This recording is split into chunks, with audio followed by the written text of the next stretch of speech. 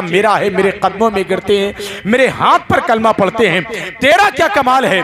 बाबा फरीद की माँ ने कहा, बेटा जब तू छोटा था कैसी ही सर्द रातें होती, ठंडी रातें होती, जब भी तुझे दूध पीने की ख्वाहिश होती तो पहले मैं वुजू बनाती तब तुझे दूध पिलाती। ये बावजू दूध पिलाने का असर है, जो तुझे देखता है कलमा पढ़ता है मुसलमान हो जाता है। लेकिन उसी भीड़ में एक शख्स मिलता है, कहता है हजरत आपकी तकरीर सुनता हूं लेकिन बातें दिल पर असर नहीं करती। बाबा फरीद ने कहा तो मस्जिद में जाकर झाड़ू लगाया करो। कहा उससे क्या होगा।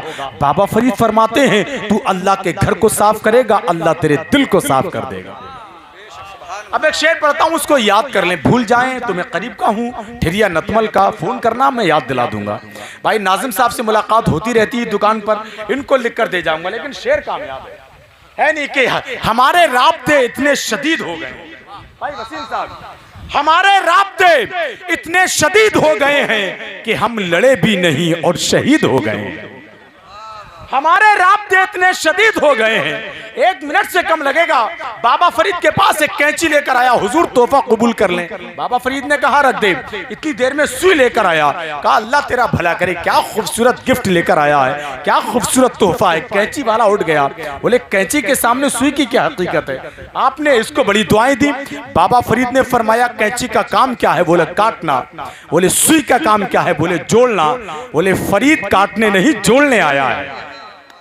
अब ये शेर याद कर लें कि हमारे राब्ते इतने शदीद हो गए हैं कि हम लड़े भी नहीं और शहीद हो गए हैं। कभी जो वक्त मिले उनके पास बैठा कर, जो लोग इश्क में बाबा फरीद हो गए। कभी जो वक्त मिले उनके पास बैठा कर, जो लोग इश्क में बाबा फरीद हो गए हैं। दुआ करें अल्लाह इस कॉन्फ्रेंस को, इस जलसे को, इस महफिल को अपनी बारगाह में कबूल फरमा ले, हम सब का खात्मा ईमान पर फरमाए।